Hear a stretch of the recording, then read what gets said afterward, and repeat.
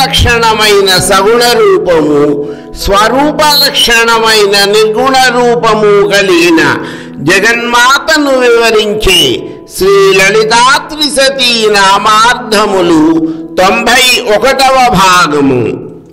లకారిణి జగన్మాత నిర్గుణ స్వరూపమును వర్ణించే శ్రీ లలితా త్రిశతీ స్తోత్రమునకు మూల ఆధారమైన శ్రీ పంచదశి మహామంత్రములోని 3 కూటములలోనూ కల మొత్తము 15 బీజాక్షరములకు ఒక్కొక్క అక్షరమునకు 20 నామములు చొప్పున మొత్తము 300 నామములతో శ్రీ లలితా త్రిశతీ స్తోత్రమును జగన్మాత శ్రీ లలితా మహాత్రిపుర సుందరి, శ్రీ మహాకామేశ్వరి, శ్రీ మహాకామేశ్వరుల ద్వారా వివరింపచేసినదని పంచదశి మహామంత్రములో వాగ్భవ, కామరాజ, శక్తికూటములు అని 3 కూటములు ఉన్నాయని తెలుసుకుని ఒక్కొక్క కూటములో కల బీజాక్షరములకు సంబంధించిన నామములను, ఆ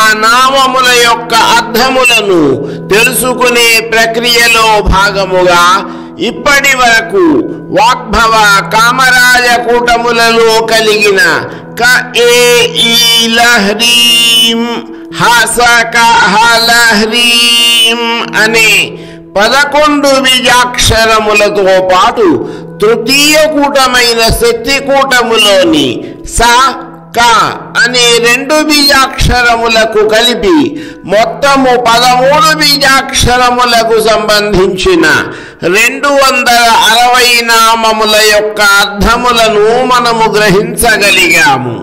ఇప్పుడు తృతీయ కూటములో ఉన్న సకాల హ్రీం అనే 4 బీజాక్షరములలో కల 3వ అక్షరమై లకారమును వివరిస్తూ జగన్మాత లలితా మహాత్రిపుర సుందరి, లకారము అవయవముగా కల మంత్రము వాచక శబ్దము కలిగినది పరదేవత లలితాంబిక అని వివరించింది.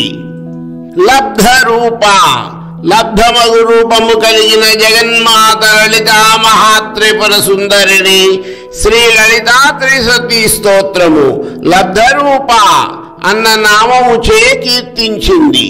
రూపము అన్న పదమునకు అర్థము రూప్యతే జ్ఞాప్యతే ఏభిః ఇతి రూపాణి అనగా వ్యుత్పత్తి చే కలుగు లక్షణములు కలిగినది.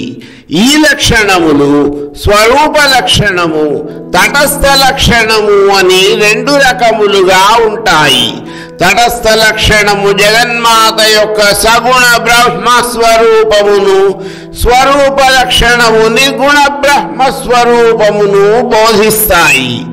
ఈ సమస్త విశ్వము యొక్క జన్మ, స్థితి, లయ కారణత్వములు మొదలైన తటస్థ లక్షణము సత్యము, జ్ఞానము, అనంతము, ఆనందము మొదలైన నిర్గుణ బ్రహ్మ స్వరూప లక్షణములు ఇటువంటి 2 విధములైన లక్షణములు కలిగి సగుణ నిర్గుణ రూపములతో భాసిల్లుతున్న శ్రీ లలితా పరమేశ్వరిని శ్రీ లలితా త్రిశతీ స్తోత్రము లబ్ధ రూప అన్న నామముతో కీర్తించింది. నిర్గుణ స్వరూపము శాశ్వతమైనది, సర్వవ్యాప్తమైన దివ్య చైతన్యమైతే సగుణ రూపము ఆ నిర్గుణ స్వరూపము యొక్క సాకార రూపము.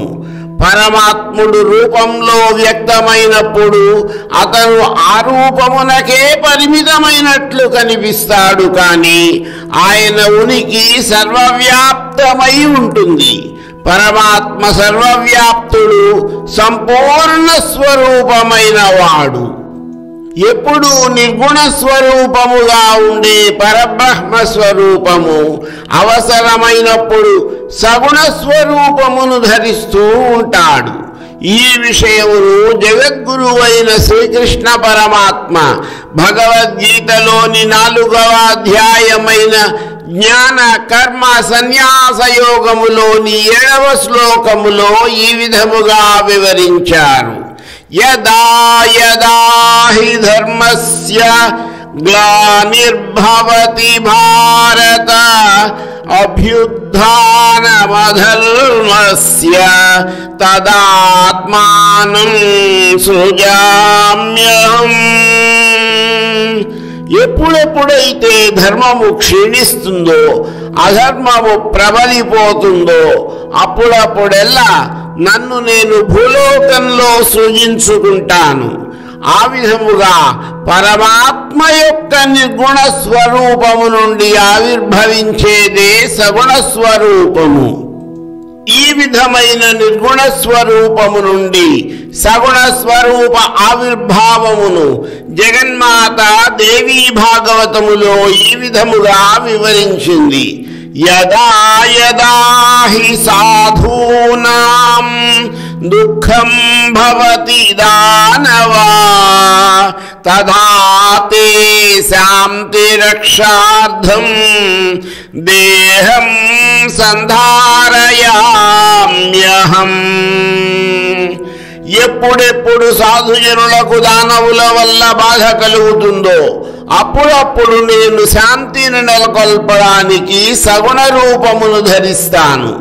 ఈ విధముగా మొదట మాయ అనే ఉపాధి ద్వారా శబ్ద అర్ధరూపములను పొంది అనంతరము నామ రూపముల ద్వారా జ్ఞాపకము చేయబడుచున్న పరమేశ్వరి లలితాంబికను శ్రీ లలితా త్రిశతి స్తోత్రము లబ్ధ రూప అన్న నామము చే కీర్తించింది.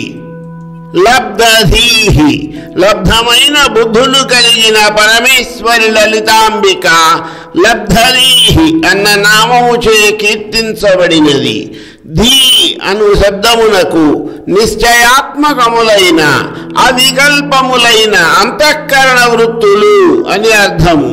అటువంటి బుద్ధులను ఉపాధి రూపముగా అనగా ఆధారముగా పొందిన జగన్మాత లబ్ధధీహి జీవునకు, ఆత్మకు, ఈశ్వరునకు, పరబ్రహ్మమునకు భేదము లేనందువలన సమస్త జీవులలో పరమేశ్వరి యా దేవి సర్వభూతేషు బుద్ధి రూపేణ సంస్థిత అని కీర్తించబడినట్లుగా బుద్ధి రూపిణిగా వసించుచున్నది.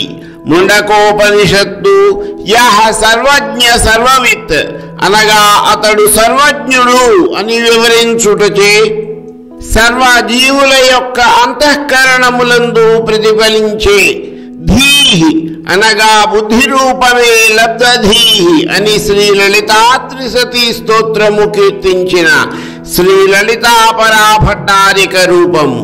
మరొక అర్థము ప్రకారము ధీయను శబ్దము చేత జగన్మాత సర్వశక్తిత్వము, సర్వజ్ఞత్వము, సర్వ విశేష అభిజ్ఞత్వము చేత తెలియబడి సకల జగములకు మహారాజ్ఞి పంచకృత్య పరాయణ అయిన శ్రీ లలితా మహాత్రిపుర సుందరి లబ్ధధీహి అను నామము చేతన భక్తులచే కీర్తించబడినది.